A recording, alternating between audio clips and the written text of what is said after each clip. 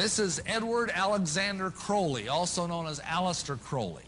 He styled himself the wickedest man in the world.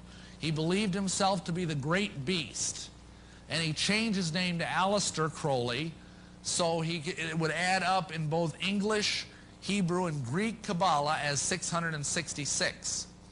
In 1904, Crowley had a communication with an extraterrestrial being named Ewas. And this being, through his wife, kind of a channeling type operation, brought forth a book that was called the Book of the Law in 1904. And this book declared that the slain and risen God had stepped off the throne, and that a new God, the crowned and conquering child, was taking his place. He was a brilliant genius. He could play 8 chess games blindfolded. He was an accomplished poet, mountaineer, painter, writer. He had so many Masonic degrees that you could fill up 5 pages of a book with them. This guy was probably the most highly honored Mason in the world. And he began doing rituals to bring forth this crowned and conquering child. And he began to start what he called the cult of the fascinating child. And in doing this, he uncovered, without knowing it, the royal secret of Masonry. And what happened was, a gentleman came knocking at his door after he published a book. And in this book, it was a book of poetry, and in the book he had made an allusion to something. And this guy, his name was Theodore Royce. He was a German occultist and the head of the O.T.O, the Ordo Templi Orientis, which stands for the Order of Eastern Templars. There's the Knights Templar again. And this Theodore Royce told Crowley that he had given away the greatest secret in occult history. And Crowley said, "What do you mean? I don't even understand it." So the guy promptly initiated him on the spot to the 9th degree of the O.T.O. and then explained the secret to him. And you're about to learn what this secret is. The secret is that as a Mason, you are promised immortality. Where do they get their promise of immortality? Simply, the secret that Crowley uncovered, probably through demonic intervention, is the secret that this immortality is conveyed through tantric sex magic. And the kind of sex magic that we're talking about here, unfortunately, is a sexual violation of a little child. Crowley taught that the way you could live forever was by vampirizing little children sexually. And this, I apologize that this is so horrible, but Masons are doing this. Not all Masons, please understand me. Probably 1 in 100 knows about this.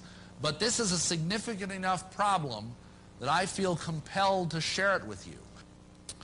This is why the Masons believe that they will live forever. They think every time they defile a little child, they steal some of that child's youth.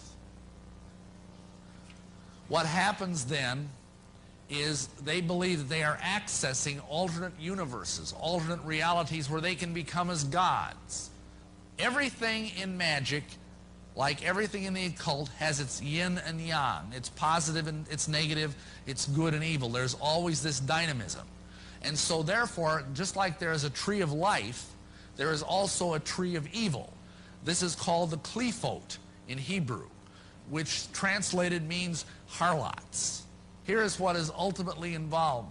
There is a belief that through this sexual perversion, they can access these tunnels into alternate universes, alternate realities. And the goal of this kind of magic is to find your own universe and become the god over that universe. This buys into the modern day physics theory that there's many, many dimensions of reality. Maybe you've read about that. Alternate universes. It shows up in science fiction a lot. And then once you're the god of this universe, you can start sucking the energy out of it. And you can use that energy through this child to live forever and ever and ever. And there are men, I have met several that claim to be hundreds of years old. And this broad genre of magic is called, and here's a nice big word for you, Transuguthian magic. And all that means is it's magic that goes into trans-Plutonian space. space beyond the planet Pluto, which they believe is beyond the pale of the sun and therefore beyond the pale of the Judeo-Christian God. They believe there are gods out beyond Pluto that are far more powerful and far more dangerous and far more deadly than either God or the devil. And that's what these beings, these men, are trying to access. I mean, this is such a problem that we are actually, I now know of 5 national support groups that are helping people that are survivors of Masonic ritual abuse. You come from generations of ritualistic abuse? Yes, my family has an extensive family tree, and they keep track of who's been involved and who hasn't been involved. And it's gone back to, like, 1700. And so you were... Right. I was born into a family that believes in this. And does everyone else think it's a nice Jewish family? From the outside, you appear to be a nice Jewish girl? Definitely. And you all are worshiping the devil inside the home? Right. There's other Jewish families across the country. It's not just my own family. Really? Well, when you were brought up in this kind of evilness, did you just think it was normal? I've blocked out a lot of the memories I had because of my multiple personality disorder. But yes, I mean, it's like if you grow up with something, you think it's normal. Mm-hmm. I always thought something... So what kinds of things? You don't have to give us the gory details, but what kinds of things went on in the family? Well, there would be rituals in which babies would be sacrificed, and you would have to, you know... Whose babies? There were people who bred babies in their family. No one would know about it. A lot of people were overweight, so you couldn't tell if they were pregnant or not, or they would supposedly go away for a while and then come back. You witnessed the sacrifice? Right. When I was very young, I was forced to participate in that, in which I had to sacrifice an infant. And the purpose of sacrifice is to what? Is to bring you what? What are you sacrificing for? For power. Uh-huh. Power. And so, were you ever used? Were you ever used yourself? I was molested. I was raped several times. Mm-hmm. And what's your mother doing? She's... In all of this? What's her role in all of this?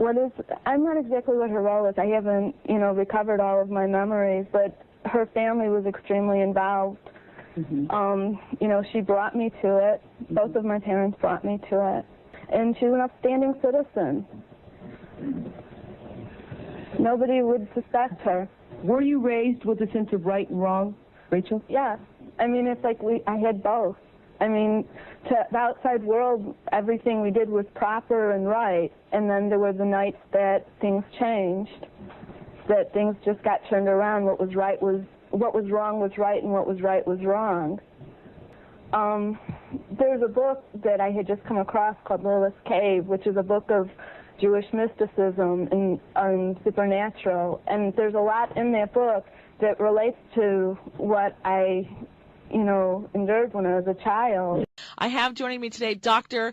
and Rabbi Marvin Antelman. Welcome to the show, Rabbi. Thank you very much for having me here. First of all, let me say this. There are a lot of conspiracy theories out there. I'm not interested in theories. I'm interested in facts. So the scholarship over the years that I've utilized are sources that are impeccable. A man by the name of Shabbatai Tzvi, who was born in 1626 and died in 1676, came along and said, I am the Messiah. And he had a tremendous following. When it was realized that his following was so great, there would be problems, the Sultan gave Shabbatai a choice. Either you die or convert to Islam. So he converted. Now, there were about 1 million followers prior to the conversion. When the conversion happened, then there was disillusionment among the Jews. But there were some diehard people who set up different cults of Shabbatai Tzvi. And the worst one of them was called the Domeh, which was a secret organization. And the Domeh was based in Turkey and in Salonika. And the Domeh gave rise to these terrible orgies that went on, which became part of the immorality theology of Shabbatai Tzvi, corrupted later on. He apostatized himself 10 years before his death. So when he died in 1676, he had these cults doing all kinds of evil. And the reason that these followers of Shabtai Tzvi were doing evil was because what? Here's the thing.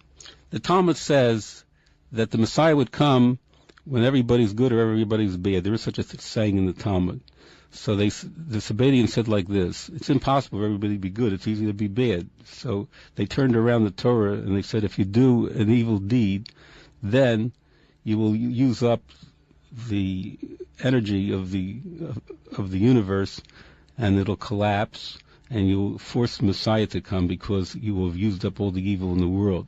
So whenever they engage in an orgy, they would make a bracha, and every day they would figure out a way to do as many sins as possible. Like if you eat chaylev, you're chayav karet. In other words, if you eat fat, according to the Torah, you're to be excommunicated from your people. So they would eat fat that was prohibited, non-kosher fat, from a kosher animal, which is chaylev, which is in that category, like eating blood from a kosher animal. So they would dafka do the opposite. They do the opposite in order to hasten the coming of the Messiah. After Shabtai Tzvi died, one of the most powerful Sabbatian cults, as they were called, was a transformation of the Domeh, the most extreme cult, to Europe through an insidious person by the name of Jacob Frank. He died in 1791. Now the Frankists started to spread and take over entire communities and make them satanic. And you can actually trace a line historically, which I do in my book, to the CFR from Shabtai Tzvi, and another organization called the Illuminati, which was founded in 1776 by Adam Weishaupt. And they were involved also in the French Revolution, which is also well documented. So what you're saying is that there really does exist a New World Order, that it's not a conspiracy theory, it's a conspiracy. Right, and Professor Katz wrote a book called The Jews and Freemasonry, which gives a history of the interface between Jews and some of the cults that derived out of Shabtai Tzvi. But the next big cult that came from Shabtai Tzvi after the Domeh organization, which was in Turkey, the next big cult were the Frankists, as I mentioned with Jacob Frank. So Jacob Frank, the Vad Arba Ratzah, the Council of Four Lands, wanted to deal with Frank, and they decided to have a big excommunication on the 20th of Sivan 250 years ago. And there they made the following rulings. They said everybody that is a Frankist is to be excommunicated. From the Jewish people? From the Jewish people, bastards to the 10th generation, is what it said. And they prohibited people, because the Frankists were into Kabbalah, they prohibited the study of Kabbalah until you were 30 or 40 years old and you had a belly full, as they said, full of Talmud. Only then could you study the Kabbalah. Right. And they said they're women or whores, and they're hereby excommunicated from our people to the 10th generation. This is what the Council of Four Lands labeled the Frankists, right, because they so deviated from Judaism and all that Judaism holds to be true and righteous. These people went off and made basically their own deformed religion, and so the Jews wanted nothing to do with them. They kicked them out. That is correct. Okay. Are there non-Jews that joined this Sabbatian cult? No, non-Jews did not join the Sabbatian cult, but the non-Jews did join the Illuminati. Police sources tell me this isn't the first time a sex party has taken place behind me, a claim that Freemasons I spoke to today deny. They say they do not stand for this. It's a secretive organization sitting right next door to the Battle Creek Police Department and the county courthouse. Police sources described to us an out-of-control sex party scene. Police sources told us the first officer to walk inside was shocked to find a couple performing a lewd sex act right in front of him, along with multiple nude women, drugs, and men videotaping it all behind these closed doors. Charlie told me Freemasons don't go on camera, and he didn't know about the multiple arrests that were made that night. He heard a rumor that night there was some nudity, and when he went to the facility at about 1 in the morning to check the party out, he didn't see anything wrong. Sometime after that, police arrived. He says this is not what they stand